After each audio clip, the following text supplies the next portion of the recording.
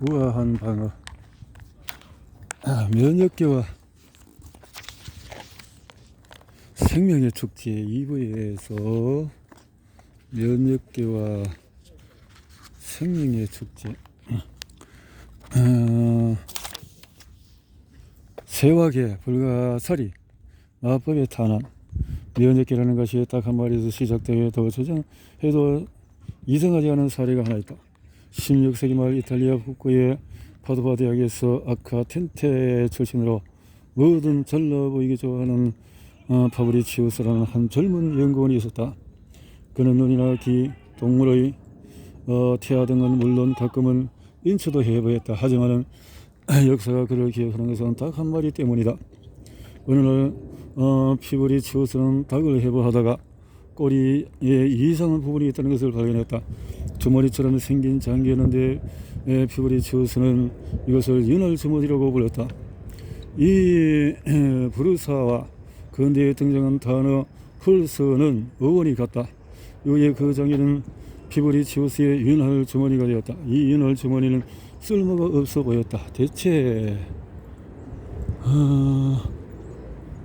뭐냐고? 쓸모가 없어 보였다. 이 윤활 주머니는 그래 되게 뭐지? 그때는 16세기였다. 조리에 아무 일도 하지 않은 것처럼 보이는 윤활 주머니. 아무것도 하지 않은 것 같은 보이는 윤활 주머니.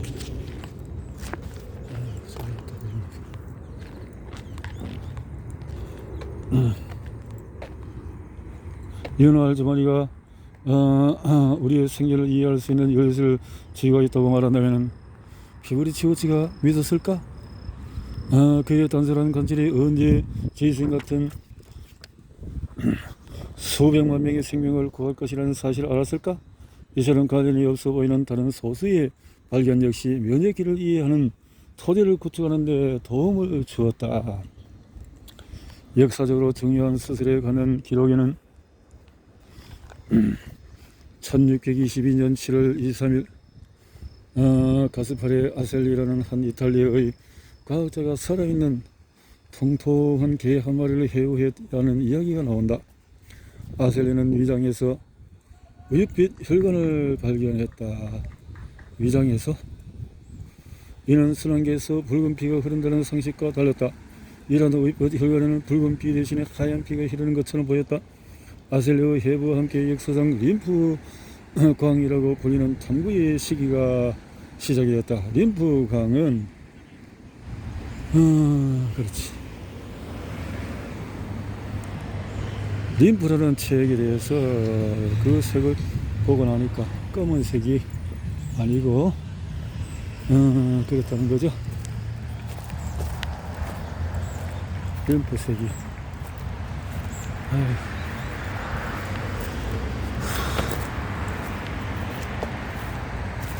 림프색이 검은색이 아니고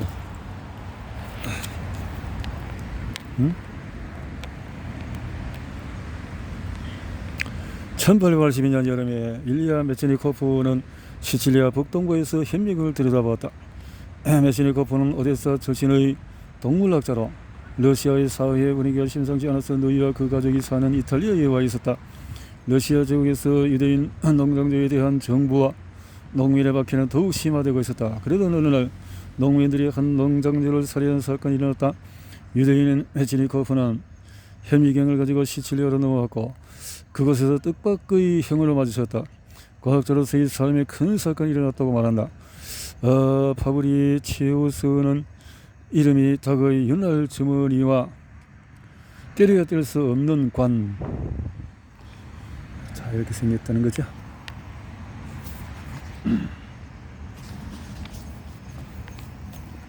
관계라면서 메츠니코프는 한 불가사리 요청과 그런 관계를 맺었다.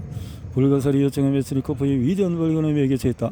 어느 날 메츠니코프 가족이 신기한 유연원의 공연을 보려고 서커스에 감동하니 메츠니코프는 배아 상태의 불가리에서 현미경을 들이댔다. 불가사리는 투명했다. 작은 유기체 안에 세포들이 움직이고 있었다. 그는 세포들을 이동세포라고 생각했고 그때 순간적인 계시가 그를 덮쳤다. 새로운 생각이 불현듯 내리를 스치고 지나갔다. 유사한 세포들의 침입자에 대항해서 생명체를 방어해 줄지도 모른다는 생각이 들었다. 그는 이렇게 적었다. 며칠 있고 보니 이 가설을 증명할 방법을 구상했다. 불가사리에 가시 하나를 집어넣으면 어떻게 될까? 이 세포들이 정말 도움을 주기 위해서 모여들까? 우리가 살던 곳에 작은 정원이 있는데 며칠 전 우리는 아이들을 위해서 그곳에 작은 귤나무로 크리스마스 트리를 만들었다. 나는 크리스마스 트리에서 가시 몇 개를 띄어 곧바로 물처럼 투명한 아름다운 불가사리 요청의 표피 안으로 집어넣었다. 나는 실험 결과에 대한 기대 때문에 흥분이 되어서 밤잠을 설치다.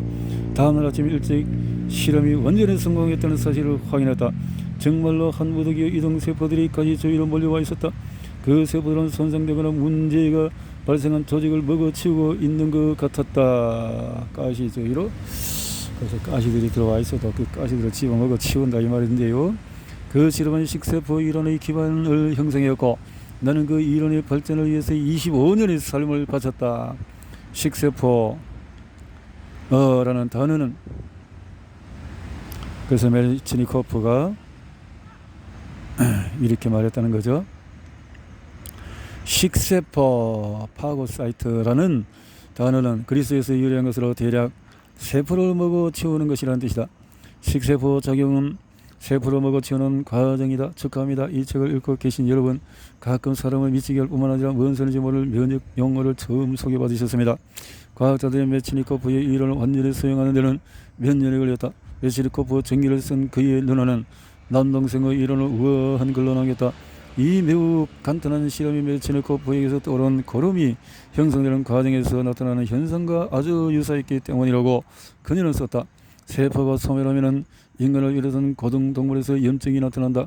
그녀는 메치니코프의 전기에서 염증을 생명체의 자유치유 반응이며 병의 증상은 중비의 세포와 미생물 사이의 싸움을 나타내는 데 불과하다고 정의한다. 다시 말해서 침입이 발생하면 우리 몸의 첫 반응은 식세포들이 모여드는 것이다. 그리고 그러한 경험이 늘 즐거운 것만은 아니다. 이것을 우리는 염증이라고 부른다. 메치니코프가 시대를 앞서간 사람이라는 것을 잊지 마시기라. 9년 뒤인 1891년 메치니코프와 같은 시대의 베를린에는 파울 에를리히라는 면역학의 대부가 마법의 총알을 찾고 있었다. 에를리히 박사는 면역학에서 가장 어려운 문제를 해결하려고 애쓰고 있었다. 우리는 방어 체계를 어떻게 위험한 외부의 침입을 식별하고 공격하는가? 예를 들어서 불가사리의 세포는 어떻게 알고 나서 먹어치우는 것일까? 그는 세포 조직에 착색을 할 수 있는 과학기술에 심취해 있었다. 양리학 저널에서 나온 일화에서는 에를리히가 이 기술을 이용하여 일부 화학물질인 신체의 특정 부분과 뚜렷한 연관성이 있음을 봤을 것이라고 설명한다. 예를 들어서 이 일화에서 메틸렌 블루는 신경계까지 이동한 것으로 보였다. 아니면 신경계가 화학물질을 끌어당긴 것일까? 마법의 총알이나 어떤 물질이나 과정에 있어서 특정한 방어세포가 침입자를 공격하게 했던 것일까? 해답의 범위가 너무 포괄적이어서 몇 년 동안 과학자들은 답을 찾지 못했다. 그 질문은 옳았다. 에를리 박사는 한 가지 가설을 세웠다. 훌륭한 가설이었지만 올바른 답은 아니었다. 그는 인간의 방어 체계가 자물쇠 열쇠 메커니즘을 기반으로 구축되어 있을 것이라고 가정했다. 병이 나타났을 때 몸속에 특수한 세포 바이러스가 박테리아에 접근해서 달라붙을 것이다. 에를리히 박사는 그처럼 달라붙는 현상에 이름을 붙여 항체라고 불렀다. 그의 아이디어는 항체가 병의 일부인 항원에 달라붙는다는 것이었다. 항체가 열쇠이고 항원이 자물쇠였다. 항체가 열쇠이고 항원이 자물쇠였다. 그러면 항체들이 세포의 파괴를 돕는다. 에를리히의 이론은 진일보하기는 했지만 몇 가지 문제가 있었다. 그 중에 하나로 에를리히는 면역세포가 자물쇠를 열 수 있는 형태로 맞춰지는 갯사슬이라고 명명된 열쇠 묶음을 가지고 다닌다고 생각을 했다. 이런 틀린 가정이었지만 그에게 기술이 없었다는 점을 고려하면 놀라운 추측이었고 그 아이디어 덕분에 면역기의 영어 가운데 단연코 가장 중요한 단어가 탄생했다. 바로 항체였다. 정말 놀라운 발견이긴 했지만 세부 사항으로 들어가면 항체라는 이름에는 문제가 있다. 항체는 몸에 저항한다는 것처럼 들린다. 내 말만을 들어서는 안 될 것이다. 하지만 이 분야의 전문적인 일부 역사가도 이 용어가 복잡할 뿐더러 직관적이지 않다는 글을 남겼다. 그 용어의 역사를 다룬 권위 있는 글에서는 그 단어는 논리적으로 문제가 있다고 썼다. 좀 더 광범위하게 한 선구적인 면역학자는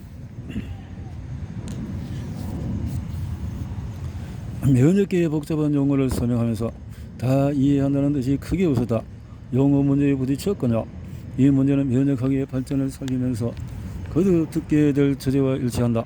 이 분야의 과학자 즉 면역학자는 마케팅 분야에서 상을 받을 수 없을 것이다. 이들이 항체, 항원, 대식세포, 식세포 작용, 신경학교세포 등과 같은 단어를 사용하는 메디슨 에비뉴 광고 회사가 많이 모여있는 뉴욕의 거리 근처에는 얼씬도 못할 것이다. 에를리 박사는 또한 다양한 세포 유형을 발견했다. 모두 다른 경계면과 형태 그리고 겉보기에 다른 기능을 가지고 있었다. 그리고 호영기구, 호중구 같은 세포 이름을 붙이며 초기의 면역학 용어의 범위를 넓혀 놓았다. 이것들은 우리 방어 체계의 일부일까 아니면 다른 것의 일부일까? 시간이 흐르면서 의문과 관찰 결과가 쌓여갔다. 당연하다. 면역계는 인간 종이 진화하기 오래전부터 있었던 세상에서 가장 복잡한 유기체계 중의 하나로서 아마 인간은 영원히 이에 풀려갈 것이다. 면역계의 시작과 관련된 먼 반향은 최초의 세포 유기체인 박테리아가 나타난 약 35억 년 전에 일어났다. 과학자들은 정교한 화학 도구와 분자 생물학 도구를 이용하여 일부 박테리아에 복잡한 면역계가 있다는 것을 발견했다. 이 면역계는 구체적인 외부 위협을 식별하고 기억하여 침입이 일어났을 때 위협을 무력화할 수 있는 능력이 있었다. 그 다음에 약 5억 년 전에 면역계는 두 가지 주요한 계열로 나뉘어 진화하게 된다. 그 중에 하나는 칠성장어와 먹장어처럼 턱이 없는 척추동물이다. 이들의 면역계는 우리가 근본적으로 다르지만 복잡한 정도는 거의 비슷하게 발전했다. 우리의 면역계와 비교하면 그들의 면역계는 다른 문자를 쓰는 고대 언어나 마찬가지이다. 이런 동등한 방어적 우위를 부여하는 유전 암호를 기술하는 하나의 대안이다. 2000만 년 뒤인 4억 8천만 년 전에 또 다른 계열이 나타났다. 우리가 이를 알 수 있는 것은 상어처럼 오래전에 살았던 생명체는 두 번째 면역계에 의존하기 때문이다.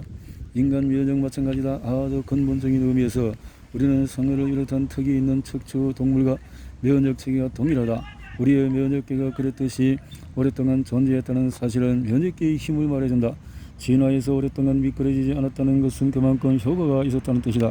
면역계는 생명이라는 축제 가운데에서 언제 어디서나 평화를 지키는 힘이다. 면역계 축제. 언제나 열려있는 원하는 사람은 누구나 받아주는 떠들썩한 축제를 떠올려보자. 이게 내 몸속의 세상이다. 세포는 내 몸속에서 무리지어 다니며 대다수가 자기 구역, 지역, 장기를 벗어나지 않는다. 세포는 생존에 필요한 일을 한다. 그 일은 효율적이고 잘 계획되어 있음에도 분주하다. 혈액은 심장을 펌프하여 몸속을 이동하고 화학물질은 요동침에 흐른다. 상호하면 움직임, 온도, 생각, 감정, 나이, 질병에 따라서 변화한다. 보이지 않는 기기는 튼튼한 유전자 코드로 포장하여 전달된 주문을 수행한다. 이런 수십억 세포 가운데 증소부와 막노동 세포들은 조직이 손상되거나 붕괴하는 사고가 발생하면 말없이 생명의 축제에 모여들어서 쓰레기를 먹어 치워서 재건을 돕고 작업들을 수리한다. 이들 세포는 면역계의 일부이다. 우리 세포와 함께 뒤섞여서 신호를 수신하고 분자와 분자를 결합시키고 스치고 지나가며 자료를 수집하는 수동적이지만 열성적인 존재인 보초병과 첩보원 역시 면역계의 일부이다. 성장적인 세조직 세포가 독성을 띠는가? 장기가 손상되었는가? 세포들이 신체 일부가 받는 스트레스, 수면 부족, 압박에 시달려서 화학물질을 뱉어내고 있는가? 그리고 면역계는 외부에서 온 불청객을 찾는다. 호흡이나 피부에 난 상처 혹은 화장실에서 눈에 보이지 않는 배설물을 제대로 씻지 않아서 지하철에서 손등으로 코를 훔치다가 병원균, 바이러스, 박테리아, 기생충이 신체에 침입할 수가 있다. 이런 병원균은 우리 몸속의 건강한 세포와는 달리 특정한 영역에 머무는 것을 좋아하지 않는다. 병원균은 경계를 넘어서 아무도 침범하지 않은 조직에 비집고 들어가서 널리 흩어져서 먹어치우고 스스로를 복제한다. 일단 안으로 들어온 병원균은 우리 세포들과 뒤섞여서 번식하고 군집을 형성한다. 병원균은 주도권을 장악하고 영역을 확장한다. 이 시점에서 면역계 최전방에 있는 세포들이 위험을 감지한다. 이들은 호전고, 자연살해 세포, 수지성 세포로 불린다. 이들은 서방대 대원이다. 이어서 부종과 통증, 고열이 나타난다. 이것은 염증이다. 인생에서 축제의 한 술집에서 벌어지는 싸움 같은 것이다. 본격적인 싸움은 아직 시작하지 않았다. 비교적 저질이기 때문이다. 면역계의 목표는 그런 상태를 유지하는 것이다.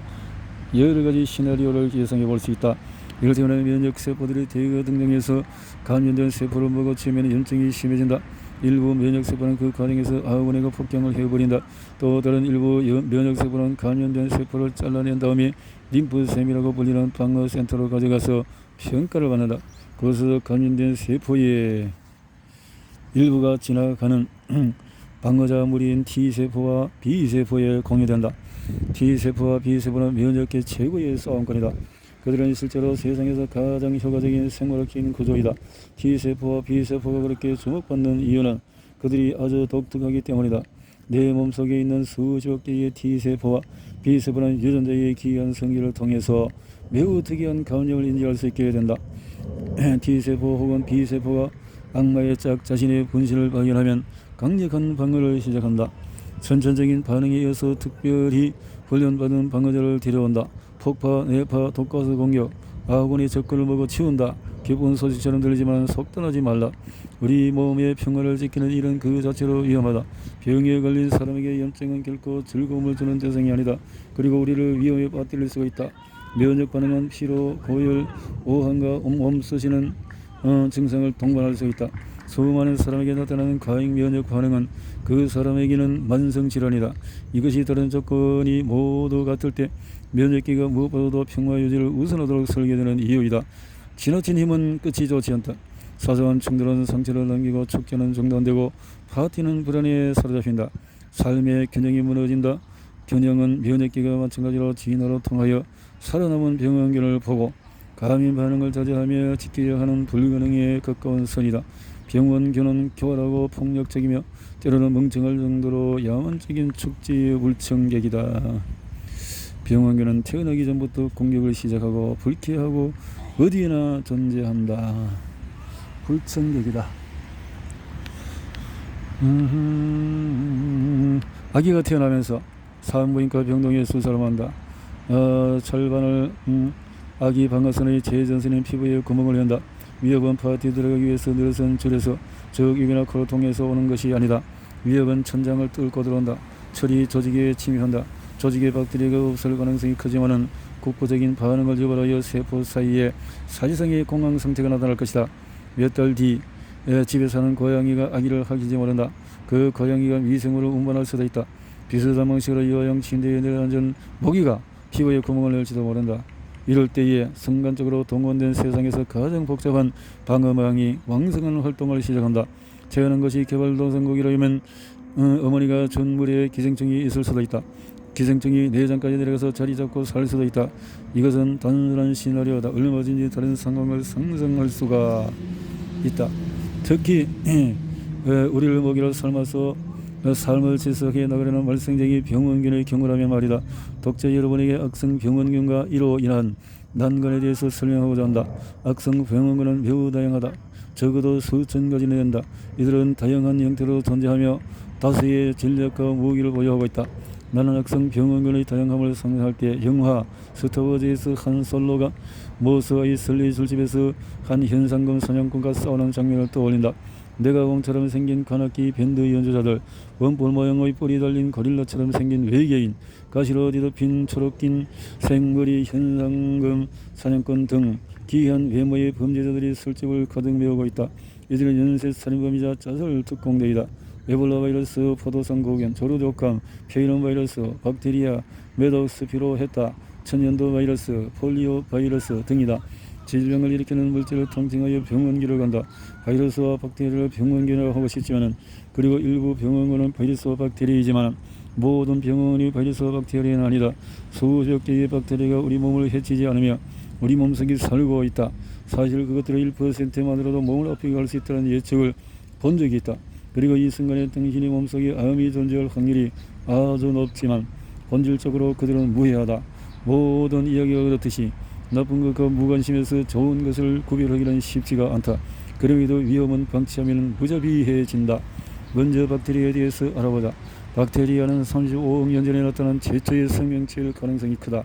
박테리아가 초기의 생존자가 된 이유는 먹을 것만 있으면 혼자서도 성장할 수 있기 때문이다. 박테리아는 이런 식으로 자급자족할 수 있는 개체이다. 박테리아는 작다. 인간의 세포 한 개에 수천 마리의 박테리아가 들어갈 수가 있다. 크기는 작지만 박테리아는 치명적이다. 너무나도 치명적이어서 인간 역사의 궤적을 바꾸고 문화를 형성하고 시대를 다시 쓸 수도 있다. 14세기의 흑사병은 유럽 인구의 30% 이상을 죽음에 이르게 했다. 흑사병 혹은 가레토 페스트는 인간에게 가장 치명적인 병원 중에 해석에는 벼룩에 의해서 전파하는 박테리아에 의해서 발생했으며 항명이 페르시아 예르시니아는 1894년에 이것을 발견한 알렉산드르 예르생의 이름을 딴 것이다. 조심하지 않으면 원치 않은 곳에 자신의 이름이 묻을 수 있는 사례다. 여기 당신이 피하고 싶어할 박테리아가 몇 가지 있다. 대장균, 살모넬라, 파상풍, 포도상 구균, 메독스피로 헤타 등이다. 다음은 바이러스를 살펴보자. 박테리아가 작긴 하지만 작기로는 바이러스에 비할 바가 아니다. 바이러스 수천 개가 모여 박테리아 한 개의 크기와 겨우 비슷해진다. 독감, 에볼라, 광견병, 천연두 같은 바이러스는 아주 고약하다. 이들 바이러스는 먼저 세포 하나를 공격해서 자기 복제에 사용하는 세포의 시스템을 장악하고 나서야 번식과 성장을 하기 때문이다. 이들의 타고난 특징을 설명하는 데 도움이 되는 바이러스 기원에 관한 가설이 있다. 이 가설에 따르면 아마도 박테리아가 먼저 생긴 다음에 좀 더 복잡한 세포가 나타났다. 그리고 나서 차츰 일부 박테리아가 여전 형질의 일부를 유전적인 돌연변이와 진화를 통해서 전파하였다. 이러한 유기물종에서 덜 복잡한 일부나 포유동물의 세포 등에 침입하여 세포에 의존하여 살아가는 방법을 찾았다. 결국 그런 바이러스가 살아남았다는 것이다. 두 번째 가설은 바이러스가 우리 세포에서 떨어져 나가서 진화하기 시작했다는 주장이다. 즉 우리 몸에서 우리 몸에 의지해서 사는 방법을 찾아낸 인간 자체의 배설물이라는 것이다. 우리 시대의 가장 널리 알려진 바이러스가 인체 면역 결핍 바이러스, 즉 HIV라는 이의를 제기할 사람은 거의 없을 것이다. HIV는 레트로바이러스라는 특별한 범죄에 속한다. 이들 요기체는 한 세포에 침입하여 자신을 우리의 DNA에 합쳐버리는 능력이 있다. 이 인간과 뒤섞이는 것이다. 상상해보라. 외부에서 온 침입자가 자신과 가려내야 하는 면역계로서는 얼마나 성가실 일인가. 한편 또 여기 다른 놀라운 것이 있다. 인간 유전 형질의 약 8%가 레트로바이러스에 의해서 생성된다는 것이다. 이 말은 인간의 바이러스와 뒤섞여 바이러스가 인간의 일부가 되고 이는 바이러스가 유익할 뿐만 아니라 반드시 필요하다는 의미다. 한 가지 사례로 태반이 있다. 태반은 엄마와 아기 사이에 물질을 전달하고 공유하는 데 도움을 주며 레트로바이러스에서 진화했을 것으로 짐작한다. 마지막으로 기생충이 있다. 기생충은 박테리아보다도 훨씬 복잡하고 정교하다. 특히 크기는 이들 유해한 유기체 가운데 기생충이 가장 크다. 이들을 걷는 말은 진핵생물, 즉 저항한다는 의미로 식물에서 동물로 진화하지 않는 생명층에서 멋진 이름이다. 이들 가운데 일부는 유충이다. 캘리포니아 샌프란시스코 캠퍼스의 에드릭 델버트는 내게 생명의 나무에서 떨어져 나온 작은 조각이라고 설명해 주었다. 기생충은 포자증인 말라리아원증, 소매병을 일으키는 파동 편모충류, 비위생적인 환경에서 큰 위협으로 작용하는 람볼 편모충처럼 때로는 치명적이다. 그리고 흑사병처럼 인류 역사의 형태를 바꿔놓았을 정도로 치명적일 수 있다. 말라리아 역시 혈액을 통해서 빠르게 분열하여서 결국 선환기를 장악한다. 박테리아, 바이러스, 기생충 이러한 축제 파괴자들에게 몇 가지 중요한 공통점이 있다. 가장 멍청한 공통점은 번식하려는 욕망과 인체를 먹이 삼아 자기 복제하려는 욕망이 너무 커서 사실상의 숙주인 인간을 죽이고 만다는 것이다. 그들의 관점에서 이상적인 것은 우리를 감염시킨 다음에 감염자를 통해서 다른 사람에게 옮겨가는 방식으로 이 사람 저 사람 떠돌아다니는 것이다. 하지만 이런 방식이 실패한다고 해도 그들은 전혀 멈추지 않고 인간과 자신이 죽기까지 번식을 한다. 한 면역학자는 내게 녀석들이 멍청한 것은 자신들뿐만 아니라 우리까지 다 죽게 한다는 점입니다라고 말했다. 또 다른 공통점은 이동성이다. 그들은 다른 세포보다도 훨씬 수월하게 우리 몸속에 있는 장벽을 통과하여 돌아다닌다. 실제로 다수의 세포들은 신체의 정해진 영역에 머물러 있기를 좋아한다.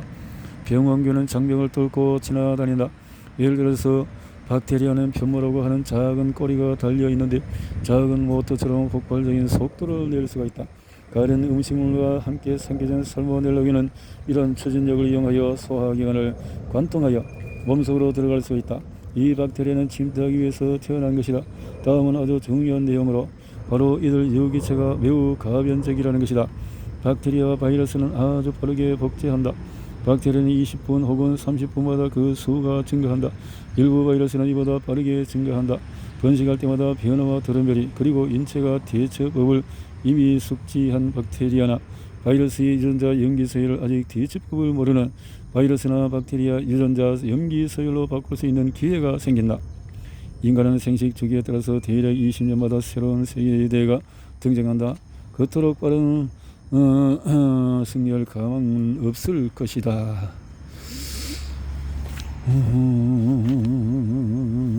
이렇게 또 다른 식으로 생각해보자면 박테리아는 매우 빠른 속도로 분열하기 때문에 그냥 놔둔다면 나흘 만에 우리 몸 전체를 장악할 수가 있다. 그러자면 한 사람 몸에서 그처럼 위협에 어떻게 대비할 수 있을까? 아직 발생 여부도 모르는 상황에서 말이다. 이런 아직은 간단한 산수를 통해서 더욱 어려워진다. 인간의 유전자는 그 수가 제한적이다. 유전자는 해봐야 1만 9천 개에서 2만 개 사이일 것이다. 제이슨의 맡은 담당자는 이렇게 말했다. 신에게는 두 가지 선택지가 있습니다. 우리를 3m 크기의 여독으로 만들거나 우리에게 12제곱의 가지의 병원수 쌓을 수 있는 힘을 주는 것이죠. 1조 가지의 잠재적인 병원군이 있다는 뜻이다. 왜 여드름일까? 여드름은 면역세포가 많은 백혈구로 가득하다. 우리는 그전 면역기가 될 수도 있지만 적어도 우리에게 인간의 다른 모든 속성을 허락한 일종의 비밀스러운 힘을 갖춰서 마법처럼 무수히 많은 병원군과 싸울 수가 있다는 것이다. 이래서 면역기가 심오하다고 하는 겁니다. 제이슨의 담당자는 덧붙였다. 앞으로 이 책에서 내가 설명하고자 하는 내용의 다수가 거대한 여름이 되지 않고도 살아남을 수 있던 마법에 관한 것이다. 한편 우리 면역기는 병원군에 있다는 것은 이 변성에 따라서 기타 다양한 근본적인 도전이 존재한다. 그러한 도전 중에 하나가 바로 심장과 관계가 있다. 심장은 우리에게 불리하게 작용한다. 심장같이 강력한 중앙선행계의 문제는 심장박동 한 번에 우리 몸 전체의 혈액이 빠른 속도로 흐른다는 점이다. 혈액은 몇 초 만에 머리끝에서 발까지 이동한다. 그러므로 병명군 하나가 혈류에 들어간다면 상상하기 싫은 일이 일어날 것이다. 이렇게 해서는 순식간에 폐혈증이 발전하게 되고 이는 치명적일 수 있다. 면역계의 주요 혈관은 역할은 선행계가 감염되지 않도록 하는 것이다. 주요 역할은 면역계에 대한 또 다른 기본적인 구조적인 문제는 성장하고 치유하는 능력이 있는 생명체를 방어해야 한다는 현실에서 나타난다. 이제는 늘 조직을 생산해야 하며 손상되거나 오래된 세포는 교체해 주어야 한다. 신생아의 사례를 생각해보자. 예방접종할 때 주사바늘이 아이의 피부를 뚫고 들어가면 인체는 피부에 생긴 상처 부위를 교체해야 한다. 이는 가시에 찔리거나 고양이에 물렸을 때도 마찬가지다. 그렇지 않으면 우리는 빗속의 모래성처럼 서서히 분해되고 부식될 것이다. 상처를 치유하려면 우리의 세포가 분열하고 증식해야 한다. 당연한 말처럼 들리겠지만 면역계에서는 위험한 일이다. 왜냐하면 새로운 조직 세포를 성장시키면서 동시에 부비하고 불안전하거나 결함이 있는 악성세포, 돌연변이를 아주 깊게 설비하기 때문이다. 이러한 세포를 우리는 암이라고 한다. 면역계가 세포 분열의 조직세포의 치유와 회복에 도움을 준다는 사실은 알려진 최근의 일이다. 하지만 인체의 회복을 돕는 과정에서 면역계가 자신과 매우 비슷해 보이는 나쁘거나 돌연변이가 일어나는 세포를 식별하기는 쉽지가 않다. 이 세포들은 대부분 자신의 세포이지만 일부는 이질적이다. 이 차이를 구별하지 못하거나 암세포 속의 바람의 악성세포의 분열을 정지시키는 일상적인 신호를 무시하면 정상적인 조직의 구조와 기능을 방해하는 무절제하고 무모한 성장의 뒤를 이을 것이다. 결국 면역계가 악성 종양을 보호하는 일이 생길 수가 있다. 면역계가 걸어야 하는 길은 10년을 건너는 외줄타기와 마찬가지로 한 걸음만 잘못 디뎌도 죽음에 이를 수가 있다. 생존은 자기 자신과 일적인 것을 파악하는 데 달려있다. 면역계에는 세 가지 주요 난관을 극복해야 한다. 다양한 유해 물질, 몇 초 안에 몸 전체의 혈액을 공급하는 중앙순환계, 치유하려는 욕구, 그리고 면역계는 작동 과정에서 너무 과열되는 일이 없도록 모든 일을 할 수 있어야 한다. 과열되면 우리는 사망할 수도 있기 때문이다. 면역계는 매우 아슬아슬한 길을 걷고 있다. 면역계 하나는 마법으로 오인할 정도로 효과적인 평화 유지근의 도움으로 성공하고 있다. 지난 70년 동안 면역학의 목표는 그런 속임수가 어떻게 작동하는지 그리고 우리의 방어장치가 면역계의 핵심에서 하는 일은 이해하는 것이다. 이 놀라운 여정은 면역계에 대한 줘야 한 개념적인 이해에서 시작하여 분자 수준까지 이어진 커다란 호를 그린다. 결과적으로 의학은 이제 함께 맞박에 참여하게 되었고 우한 방어 기계 내부에서 당신의 건강에 관여할 수 있게 되었다. 이렇게 어떻게 이 모든 것이 인간의 건강 그리고 제이슨과 린다메로로서 과학의 건강에 영향을 미치는지 설명하려면 과학적 발견에 대한 이야기를 빼놓을 수가 없다. 앞으로 이어질 내용을 요약해보면 다음과 같다. 과학자들은 T세포, B세포라는 아이디어를 떠올리고 거대한 개념적인 지식을 인간의 목숨을 거는 백신과 이식에 응용하기 시작했다. 창의적이고 혁신적인 이들 면역학계는 면역계의 아주 작은 부분 톱니까지 철저하게 조사해서 기계의 청사진을 만들었다. 앞으로 설명하겠지만 그들은 염증이 무엇에 관한 것인지 이해하고 우리의 통신망을 구성하는 분자에 대해서도 이해하고 있다.